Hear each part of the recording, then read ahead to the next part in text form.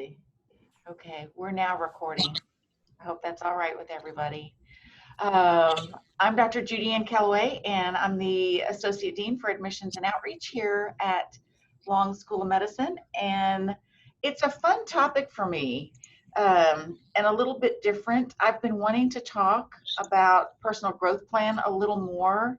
We keep mentioning it when we talk about the application and process, and we back up and say, really, there are things that you can do just to be a better person, right, that are going to get you down the road. So I just wanted to go into it a little bit more today.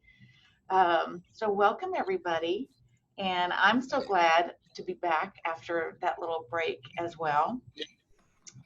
So I'm going to be watching the chat for questions, and let me get y'all in the gallery view, and then we'll begin. So creating a personal growth plan. You know, I've told y'all this before. If I learn anything from to tell you, if I have any good ideas to tell you about, I learn them from you all. I have learned them from pre-meds out there along the way. So I'm so happy to be able to share with you today. So let's see. I'm sorry, let me get this set up there. Alrighty, now I can see. Oh, let's see, let's go back. Sorry.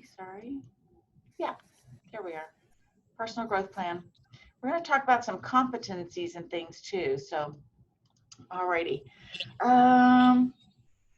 You know, you're going to hear this along the way.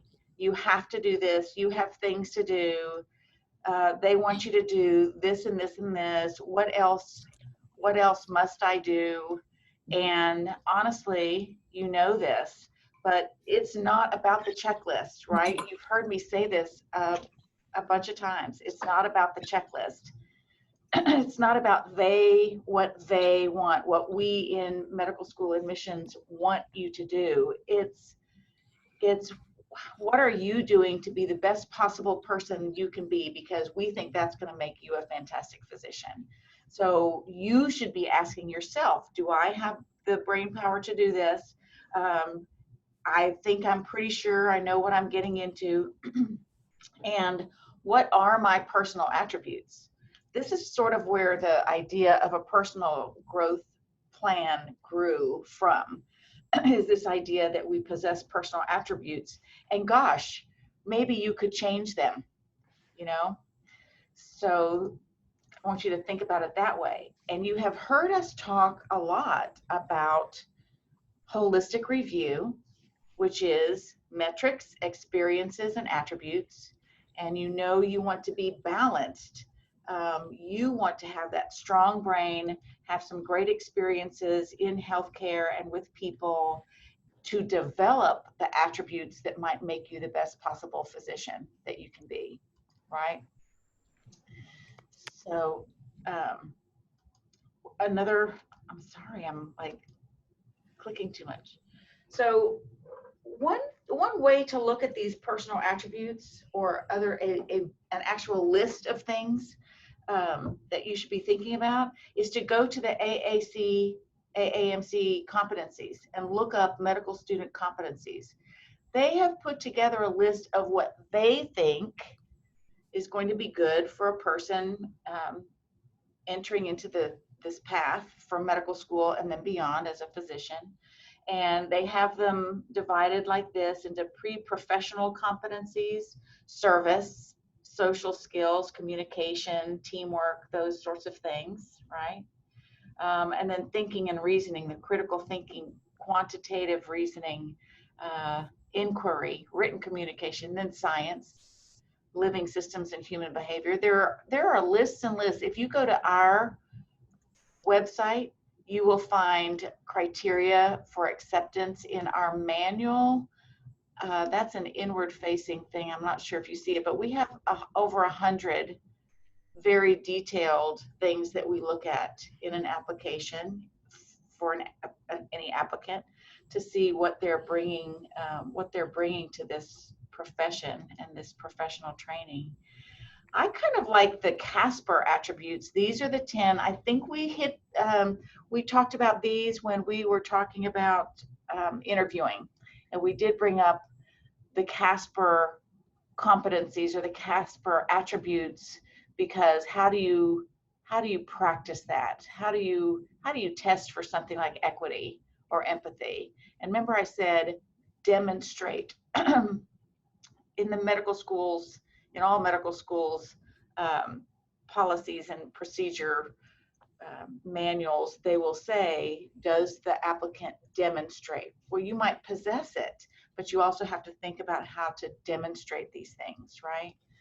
But I want you today to think about growing them, identifying what you might change or need to change or like to change, and look about it that way. The little longhorn, do you see the little longhorn there?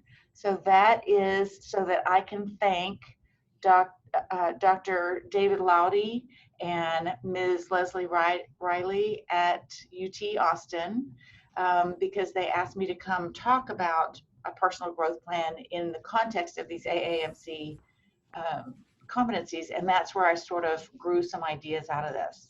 So they get credit for this idea part of the personal growth plan, and that is take one of those outlines, take that list of AAMC competencies, take the Casper, the 10 Casper attributes, and think of them in terms of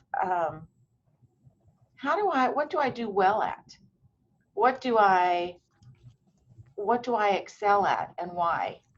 I think reflection would be a big part of this. But if you took a list, I just happened to use the AAMC competencies here, and kept track and did some things to try to improve yourself. Think about where you are right now along a certain line, like social skills or reliability and dependability.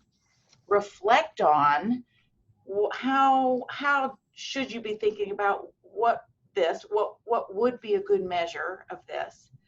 Then you can watch yourself maybe grow along the way. If you rate yourself, use your own rating scale, high, medium, low, needs improvement, excellent, I am excellent at this. Rate yourself and keep, save room in that part of the journal to reflect on it again later, and you'll see yourself grow. So I think that's a great idea, great thing to do. I want you to consider how you do this, because I think reflection is key in several things that we've talked about before. Several things. I have mentioned organization and discipline. That's the application workshop. I can get you organized, but I can't get you up at 6 to study for an extra 2 hours before you start the day, right? I can't prod you and make you stay up a little longer to do that. So you've got to apply the discipline. But here's another aspect, another attribute that I think is contributing to people's success, and that is reflection.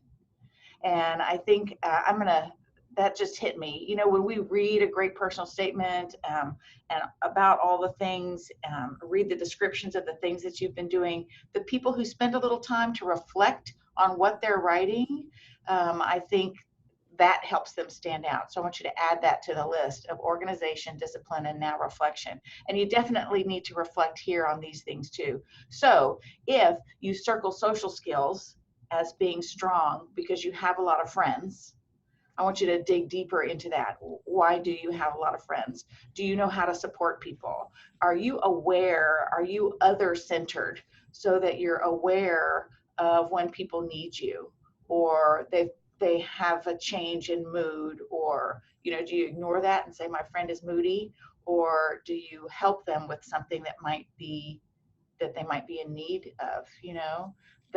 Those are the sort of social skills, not having a lot of followers or a big circle of friends. It's skills, right, is what we're talking about. And teamwork, you know, do you circle teamwork as strong because you've been on teams and the team has been able to accomplish what the goal was, right? Maybe it's other, maybe it should be other things. So I want you to reflect, what's a good team, who makes a good teammate? Leaders and followers both. That's still a little superficial. How about something like recognizing what skills people have to suggest that they go into another, gosh, you've got great, you are the creative one here, you are the artist in this group, so we want you to put the ideas into this beautiful visual package for us, so you can be the PowerPoint person, or other skills that would contribute. Somebody who's you know, great at finding the resources or great at putting things together, a good writer. Are you recognizing people's skills in a team? Those sorts of things, right? Are you good at conflict management? That probably should have popped to my head first. I think getting a team to work sometimes is hard, you know. Some teams come together naturally and others don't. So learning how to be fair and helpful in with comments and not criticize but offer suggestions. Do you, you know, are you the bossy one? You know, are you interrupting everybody all the time to try to like take over and get your ideas across? So there are lots of skills. So go beyond just thinking, reflect on it a little bit. You know, don't do an automatic judgment there. If you're low on something, why? You know, do you need to reach out and learn about others? Oral communication, I bet a lot of you, like me, the rest of the world, might circle oral communication because you just hate speaking in public, right? So try to think a little beyond, but look what could go into that: confidence, practice, things like that, right? Could go into reflecting on that particular skill. So I suggest that you take one of those lists, take a list, and create a rating system for yourself to watch yourself grow. I think that would expand that a little. We've talked a bunch about goals. So then you need to learn about goal setting. You need to make goals.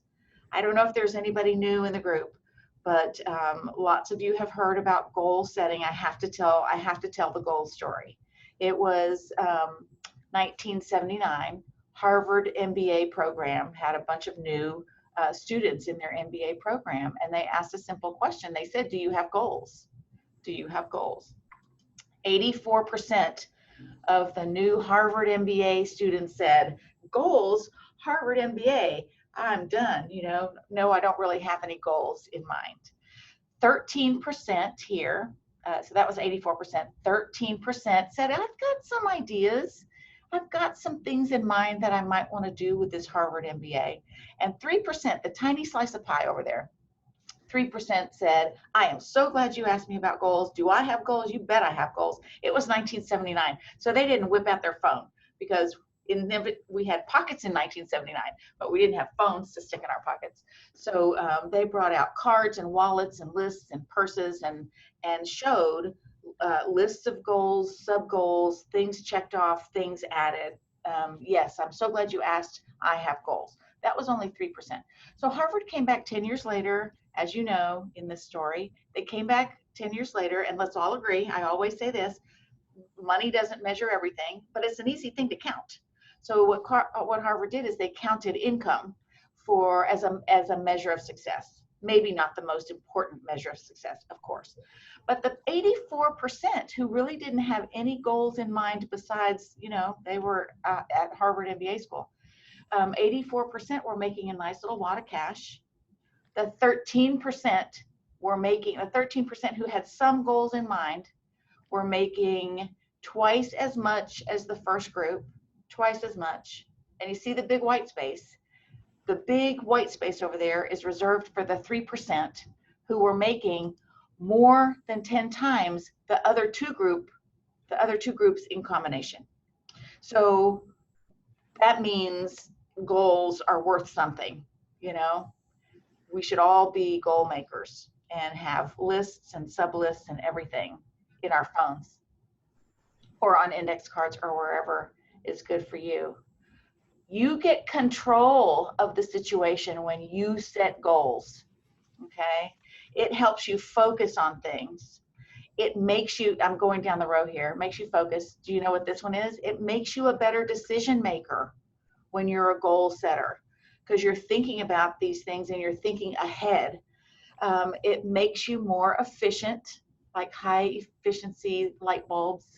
It gives you confidence. It gives you confidence in your path, and it gives you SpongeBob enthusiasm for going down this road. It puts you in a setting where you can watch your progress until you finally make it there and hit the goal and can cross it off and make some new ones. So goals are fantastic devices. I have told you, so now let's get down to some real examples of what people have done. And I told you, Amy was the first person in whom or from whom I learned learned about personal growth plan, because she made one. She didn't call it that, right? But Amy's story is that she was applying to medical school. I interviewed her, and she wrote in the extracurricular section. Under extracurricular, she had an item there. She explained when we were talking that she was painfully shy. You've heard this story, painfully shy. Like, she did not want to meet new people. But she also realized, she did some reflection. Another key. She did some reflection and realized that every day of her doctor life, what was she going to do? She was going to open a door to take care of somebody, and who's there? Strangers, new people that she had to meet and interact with, and their families. So it might be a whole room full of strangers. So this just like almost gave her hives. She just really was painfully shy. So she made a deal with her friends, and they weren't going to let her say no. And when they said, come on, let's go to this event. Come on, let's go to this fair. Come on, the campus is doing this or that. Come on, let's go to this party. It's going to be fun. Let's go to this karaoke night. She, instead of saying no, she would say, okay. But she made a goal.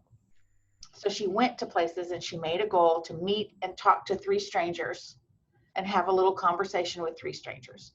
And you know what? She hated it. She hated it. So for the first part of the semester, it was horrible. She said it was just like so painful. The next time my friends asked, I wanted to say no, but I knew we had made this pact and I had made these goals, so I couldn't let this go. So by the end of the semester, she says, I was feeling so much better and I wasn't great at it, but I felt the improvement and I felt so much more comfortable, and like I was starting to be able to converse with people who were strangers. So it's a beautiful story about somebody improving themselves. If we look back at those lists of the AAMC competencies, or some medical school's list of criteria that they're looking for in somebody, we will see that her personal goal, her personal growth plan helped her with social skills. That's resilience. She recognized a capacity for improvement, and because of her self-awareness. The committee, when we were talking about that 300 character item in her leisure and extracurricular section, the committee went, wow, you know, she realized something. She realized she needed to work on something, and she did it. Would you like to hear some more stories? I have gathered some more stories for you about people doing things that made them better people, which is going to make them better physicians, or better anything for that matter.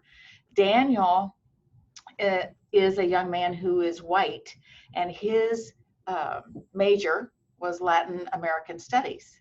And he was loving it. He loved the people. He loved the topic. He loved the literature. He loved the culture. He loved the language. So he was learning all of this stuff. Well, you know what he did? He went sort of beyond. Where could he take that now? Well, what he did was, instead of going to his church on Sunday, he went to the Hispanic church. So there he was there with the people he was learning about, the culture he was learning, the practicing the language and all that he loved. So he started going to the Hispanic church. That's what a neat thing to do, right? Ahmad is a young man who is Muslim, and he had done in his community service section, he had done a lot of things with his mosque and health fairs there and some other community projects with the mosque. So what he did that the admissions committee thought was very out of the box. I think I've mentioned Daniel and Ahmad in terms of like looking at diversity. What does diversity mean? And Ahmad went to a Christian nursing home to read the Bible to elderly there. So what is that telling us? That's telling us that he's accepting. He does a lot in his group with his people, his culture, his religion, his background, but he reached out to people who are not like him to do that. So we saw cultural competency, social skills, service oriented, and that capacity for improvement again. John, have I told you about the gymnast? Have I told you the gymnast story? So John, on his application, I interviewed all these people actually. John had an award listed, and it was non-academic award, and it sounded like this big fancy gymnastic award. And I said, John, you must have been doing gymnastics since you were like little bitty, 3 years old or something. He said, oh no ma'am. He said, that was one of the scariest things I've ever done. He said, my roommate kept, for 2 years now, he has been bugging me he's a big gymnast, and he's been bugging me to come to the gym and learn some things. And I finally gave in and I said yes. And I was in a beginner's group, and they gave me this, really, it's like a named award, and it sounds very fancy, but it's the most improved. It's the person who's the most improved. And I said, but what a great story. I said, he kept saying just. I'm like, don't say just. He did say I was scared to death. I thought I was going to break something. I thought my whole school journey was going to be disrupted because I was going to be in the hospital, and he was scared. He was scared to death, but he did it. He realized it was going to be safe and fun, and he did it. So he reached out. This comes up in a lot, are you reaching out? Are you reaching out, getting out of that comfort zone and doing some things that are different for you? That's good for all of us to do that. Short stories. Sarah gave up social media. Trong gave up gaming. That's pretty impressive because their reasons were they really realized they had better ways to spend time right now in their lives. So that was pretty impressive. Self-control. Social skills, maybe. I think it was Sarah who mentioned she wasn't connecting really in the best way with people. And there was all kind of like junk that she was watching on some aspects of the social media. So she just wanted to get away and be a little bit more positive. So some great skill work there, some great personal attribute or medical student competencies there. What's the best part is that the people got better. They got better. They liked themselves. They liked what they did better, right? And Banahini said he's a recent interviewee, and said I could use his name and his story. When he was running for vice president of a club, he said, and I told him I'd say his motto too, but because it's like just clever. Banahini, I'm Banahini, the genie, and I'm here when you need me. That was his slogan. I know, you got to chuckle, right? You have to chuckle. But I said, so what does that mean? He said, he really is, he is a person who reaches out and helps people. He feels like he's a good helper in groups with his friends and all kinds of things. But he was running, he said, I didn't want to do Spanish. I didn't want to do French. Those were a little kind of mundane, no offense or anything. I said, no, that's okay. Tell me more. And he wanted to learn something different. So he, in high school, picked up Mandarin. And he was running for vice president of the Chinese Students Club. This is an African-American person, by the way. So how neat, right? So getting in another group, learning about other people outside of your own zone, right? I think that those are, yes, I love it too, Angela. It's a great saying, sorry. Um, so I think that those stories illustrate some great examples of people putting into play a personal growth plan. And I don't think they knew it, but now you can call it that, or you can call it whatever you want for you. I think you can apply it to anything. I think you can apply it to metrics and learning how to study better and do better. You can apply it to experiences that you're having to expand your view of the world and its people. And you can use it for attributes. I put some things down there that I think I see me and others could use these things like to work on, maybe taking responsibility for things. You know what I don't have on here is interrupting people. I have a bad habit of interrupting people. And for a long time I worked on it. When we were in-person meetings, this was a while back, but I still feel it. I would sit in a meeting, and instead of like trying to always say my thing, I would have a rubber band on. And when I wanted to say something, I would just snap myself. Yep.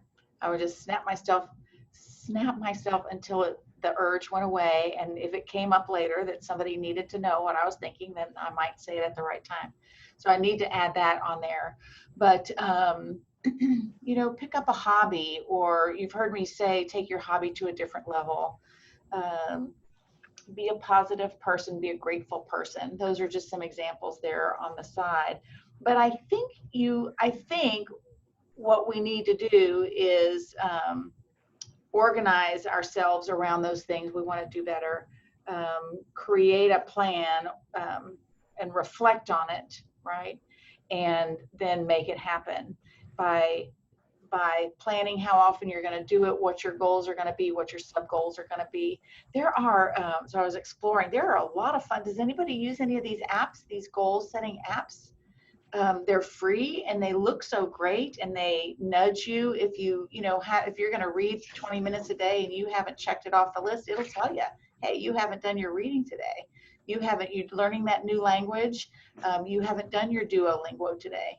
So these are apps that you can use. Some other things that we've talked about before: big brothers, big sisters, right?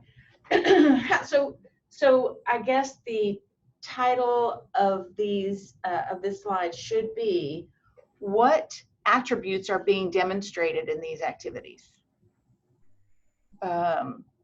So big brothers, big sisters, I think, is leadership. I think it's showing empathy, compassion, because they're pairing you with somebody who needs you, right? Same thing maybe for crisis hotline.